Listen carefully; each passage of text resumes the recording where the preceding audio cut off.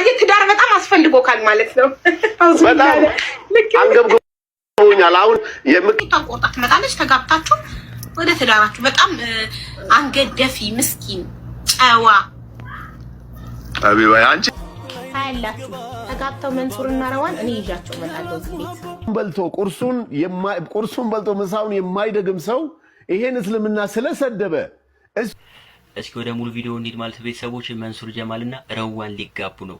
ምን ደረጃ ላይ ናቸው የሚለውን አብረን እናያለን። በሌላ በኩል ደግሞ መንሱር ራሱ በልጅና በቤተሰብ በጣም እየቀናሁ ነው ብሏል ማለት ነው ከዚህ ጋር ተያይዞ።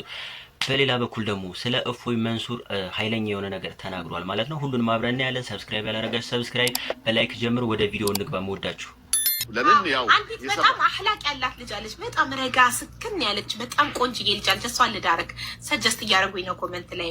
ችግሩ እኮ አንቺ ጋር ያሉት ከሀገር ውጭ ናቸው። ከሀገር ውጭ እኮ ትመጣለች። ኢትዮጵያ ምን ችግር አለው? ትዳር አይደል? እንደ ኢትዮጵያ መጣ በቃ ተጋብታችሁ አውራችሁ ትኖራላችሁ። አንተ ከሀገሯ ያልወጣች ነው የምትፈልገው? ከኢትዮጵያ ያልወጣች የዲስታንስ ላይፍ ከባድ ነው። አላህ ይጠብቀን እንጂ ቢቻል እንደው አንድ ላይ መሆን ቢቻል ጥሩ ነው እኮ። ምንድነው አሜሪካ አይደለ? ወረቀት አትጠብቅ። ዱባይ ናት። ካች ትላለች በአንድ ደቂቃ። ትኬት ቆርጦ መምጣት እኮ ነው።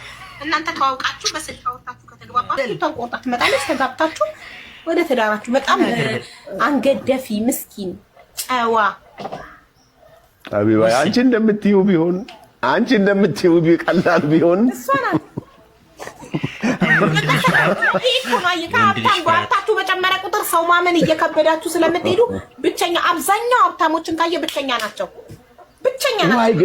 ግን እኮ ኢትስ ቶታሊ ሮንግ ነው እኮ በቃ ላይፍ እኮ አይደለም። እውነቴን ነው የምነግርህ። ሰው አያምኑም። ሁሉም ሰው ሀብታችንን ቋምጦ ነው የመጣው። እውነታቸውም ነው፣ አይፈረድባቸውም። ሀብታችን አብዛኛው ሴት ወንድን ልጅ የምትጠብሰው በተለይ እድሜያቸው የገፋ ወንዶችን ወጣቶች እድሜው የገፋ ወንድ ፈልገው የሚጠብሱት ለሀብቱ ነው። ኮምፈርተብል ላይፍ ለመኖር ነው ሪያሊቲውን ስንነጋገር። ስለዚህ ሰዎቹ ሀብታሞቹ ላይ ማንፈርድም። ሰው ሁሉም ጥቅመኛ ነው። ለጥቅም ነው ሰው ሲቀርበህ ሴቱም ወንዱም ጥቅመኛ ሆኗል። ስለዚህ እነሱም ሰው ባያምኑ አይፈረድባቸውም። እኔ ሀቢባ አንድ እውነት ልንገርሽ።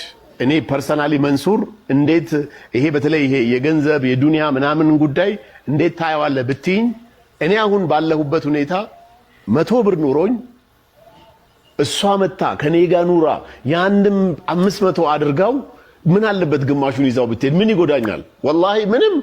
ልጆች ይኖሯታል መቼም የሆነ ነገር ይኖራል። ምንም እኔ ገና ለገና ወደፊት ብሬን ሼር አድርጋኝ ትሄዳለች ምናምን። ባይዘዌ አንድ ነገር ማወቅ ያለብን ሁላችንም፣ እኔ ይሄን አስቤ አላውቅም፣ ግን አልከፈት አለ በሩ። በቃ እንትኑ ትንሽ ሼር አድርጋኝ ትሄዳለች አይደለም። መጀመሪያም ስትመጣ ፊሊንግክ እንደማትወድክ ነው የምታስበው። እውነት ነው። ዛት ዘ ቢግ ፕሮብለም አይ ቲንክ እሱ ነገር ችግር ነው። እንዴት ትኖራለህ? እንደማትወድክ ለጥቅም እንደመጣች በቃ አንተ እሱን ነው እንደሆነ ልብክ ነፃነት አይሰማክም። ከሷ ጋር ደስተኛ ሆነ የእውነት ሳቅ አትስቅም። የእውነት የምታደርገው ነገር ሁሉ የእውነት አይሆንም ከሷ ጋር። ለምን ውስጥክ የሚልቅ እቺ ሴት እኔን አትወደኝም፣ እቺ ሴት እኔ ጋር የመጣችሁ ብሬን ፈልጋ ነው እንጂ ለምታፈቅረው ሴትማ ወንድ ልጅ እኮ በቃኝ ብላ ስትሄድ ያለውን ሁሉ ይሰጥ የለ እንዴ? እሱ ነው የምልሽ እኮ ምንም ማለት አይደለም እኮ ነገሩ። ላፈቀረችው ሴት እኮ ወንድ ልጅ ድርጅቱን በስሟ ያዞርላታል እኮ። አረ በጣም እኔ ብዙ ጓደኞቼ አድርገዋል ይሄንን። በቃ አልተስማሙም። አልহামዱሊላህ አንቺ ስትመጪ የነበረው ይሄ ነበር። አሁን ደግሞ አላህ እጥፍ አድርጎታል። ምንድነው የምትፈልጊው? የፈለግሽውን ነገር ላድርግልሽ ብሏት ወላሂ ከ50 ሚሊዮን ብር በላይ ቤት ገዝቶላት 20 ሚሊዮን ብር በላይ መኪና ገዝቶ ምናምን የሚሰጥ ወንድም አለ አላህን የሚፈራ። ገባሽ አይደለ? ምንም ማለት አይደለም። እኔ የገንዘቡ ጉዳይ ሳይሆን እንዳልሽው መጨረሻ ላይ ያልሽው ነገር ያስኬዳል። ምናልባት እንደማትወድክ እያወቅ ፊሊንግክ እንደማትወድክ እያወቅ ሰውነትክ እሺ ብሎ አይታዘዝልክም። ከሷ ጋር ለምታሳልፈው ነገር ደስተኛ አትሆንም። በቃ ላይ ልብክ ካልተመቻቸ ደግሞ ልብክ ርፍ ካላለ ደግሞ አንድ ሰው ላይ ሊሆን አይችልም። ደስተኛ ህይወት ልትኖር አትችልም። ረዋንን እኮ ነው ያልኩት ውዶቼ። በእናንተ ኮሜንት መሰረት ረዋን በጣም አሪፍ ልጅ ናት። ረዋንን ባስተዋወቀክና በተጠናኑ ደስ ይለኛል። በጣም ረጋ ያለች ስክን ያለች ኢማነኛ ልጅ ናት። አላህ እንግዲህ ግን ምንድነው ዲሳይድ ያደረኩት ቅድም ያልሽው ነገር አላህ ምናልባት ፈጣሪ የሰጠው ጊዜ ይኖራል፣ ሰዓቱ ይኖራል። ገባሽ? ያኔ ልብሽንም ከፍተሽ ያን ሰው እንድታስቢው ያደርግሻል። ያ የሚመጣ ህይወትሽ ውስጥ የሚመጣ ሰው አንዳንዴ ደግሞ ሀቢባ ስታስቢው ወላሂ በጣም ብዙ ጓደኞቼ ላይፋቸው ምዝረብል የሆኑ ደግሞ ሰዎችን ደግሞ አገኛለሁ። ትዳር ተገብተው ኖ በትዳር በፊት ሰላማዊ ህይወት እየኖረ እያለ የሆነ ሰው ህይወት ውስጥ ይመጣና ጭራሽ ላይፉን ምዝረብል አድርጎት ጭራሽ ሱሰኛ ሆኖ የሚሄድ ይሄ ግን ትንሽ ፐርሰንት ነው። እውነቱን ለመናገር በጣም 1 ወይ 10% 90%ቱ ሞስትሊ ጥሩ ነው እያየው ያለው። እኔም ነገ አንድ ነገር ቢሆን መታሩጣ ወደ አንቺ እንዳትነግሪሽ ስለምፈራ ነው።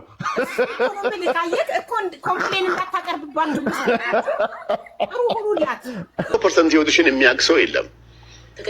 የራሴ አልሐምዱሊላህ በቃ ራሴን ላኖር የምችልበት ራሴ የሆነ ጥሩ ነገር አለኝ አልሐምዱሊላህ። ምንም ከዚህ እድሜ በኋላም ሪታየርድ ባደርግ መኖር የሚያስችለኝ ነገር አለኝ አልሐምዱሊላህ።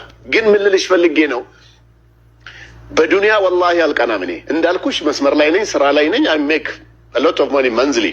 ግን ሰው ትዳር ኑሮት ቅድም አይተሻል ልጆችሽ መጥተው ስሞሽ ምናምን ሲሄዱ ይሄኔ እርግጠኛ ነኝ አባታቸው እየጠበቃቸው ነው መኪና ውስጥ፣ ወይ መኪና ውስጥ አስገብቷቸው ይዟቸው አንሸራሽሯቸው ሊያመጣቸው ነው፣ ወይ ትምህርት ቤት ሊወስዳቸው ነው፣ ወይ ደግሞ የሆነ ነገር ሊያረጋቸው ነው። ይሄን ነገር ያስቀናኛል፣ ይሄ ነገር ያስቀናኛል። this is life። ዱንያ አላህ ርዝቅሽን ሊያቆየው ይችላል እንጂ ይሰጣል። ዱንያ ምንም ጥያቄ የለውም። እና አብዛቸውና ይኸው እኔ አጣብሻቸው ዛሬ ለታዳር በቡ ብዬ አመጣላችኋለሁ። ዛሬ ይቅርባት ለምን ያው እስከ 40 ዓመት ሳያገባ ነው እንዴት ይቅርባት ያለሽ? ትዳር ፈልጓል። እሷ ጥሩ ልጅ ናት። ረዋንን ነው ምድረው። ረዋንን እኔ እንደ ልጄ ነው ማለት ረዋንን ነው ምድረው። ታያላችሁ ተጋብተው መንሱርና ረዋን እኔ ይዣቸው እመጣለሁ እዚህ ቤት። እኔ አስተዋውቂያቸው ተጋቡ ብዬ። አይተሽ ከሆነ የሆነ ሰው እዚህ ሶሻል ሚዲያ ላይ እስልምናን ተናገረ ተብሎ ተደበላልቆ ነበር ሚዲያው። አንድ ነገር ማወቅ ያለብሽ ዲን ለልእስላም በቢሊየን የሚቆጠር ሰው ፎሎ የሚያደርገው፣ በቢሊየን የሚቆጠር ሰው ረሱልን እንደ ደሙ የሚወድ ሰው አንድ ተራ ምንም እዚህ ግባ ማቲው ምሳውን በልቶ ቁርሱን በልቶ ምሳውን የማይደግም ሰው ይሄን እስልምና ስለሰደበ እሱ ላይ ስትወርጂ ምን ይሆናል መሰለሽ?